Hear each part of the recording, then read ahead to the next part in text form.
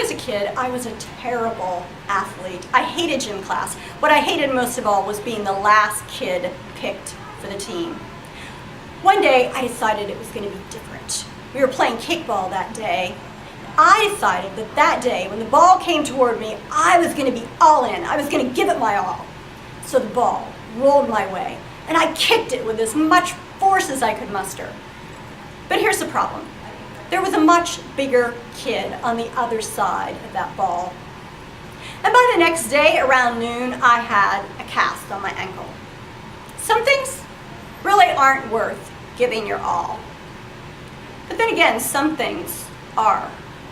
This past Sunday, I talked about the story of Jesus and the widow's mite. In Mark's gospel, it's the last week of Jesus' life.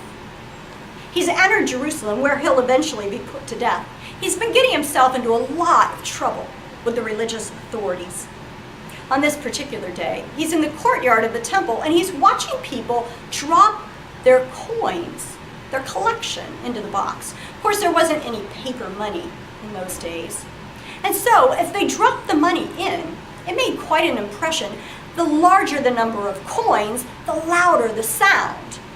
And some people apparently made quite a show out of it. But then Jesus sees this widow drop in 2 tiny coins. If you grew up hearing King James Bible, you know them as mites. Technically, they were lepton. No matter what you call them, though, they weren't really worth much. Even so, Jesus begins to praise this widow. He points out to his disciples that she's given more than anyone else. Her gift was the largest of all. What? How can that possibly be? Well, Jesus isn't counting based on what people give so much as Jesus is counting based on what people hold back. If someone's a millionaire, a contribution of $100 doesn't really mean much. They're not going to notice its absence. But if someone's trying to get by on Social Security or disability, that $100 can make a big difference. They might actually have to change the way they live to get that $100. So Jesus commends this woman. She went all in when she gave. Jesus says it like this: all of the rich people contributed out of their abundance, but she, in her poverty, has put in everything she had, all she had to live on. This woman gives God her all, and when she does, it reveals how much she trusts in God's care for her.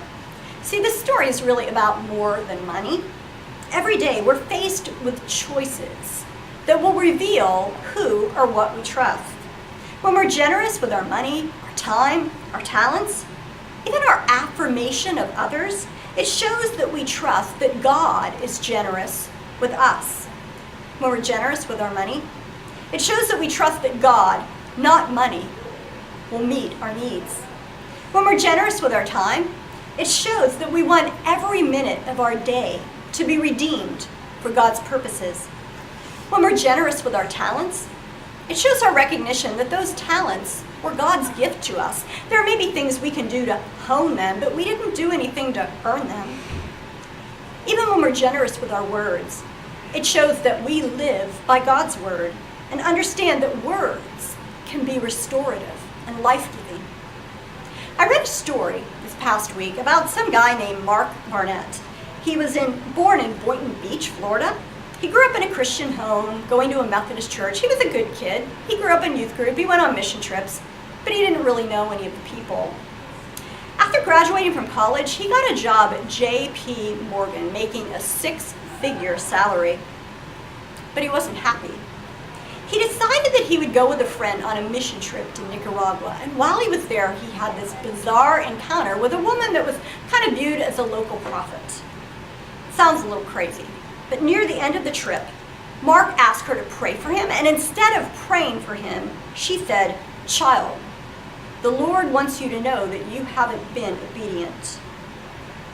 Child, the Lord will know your obedience by what you do for the world your God loved." Well, not long after returning back to the States, Mark quit his job and he sold all of his possessions. He had some money, so for a while he would buy things for the homeless people that he went to live among.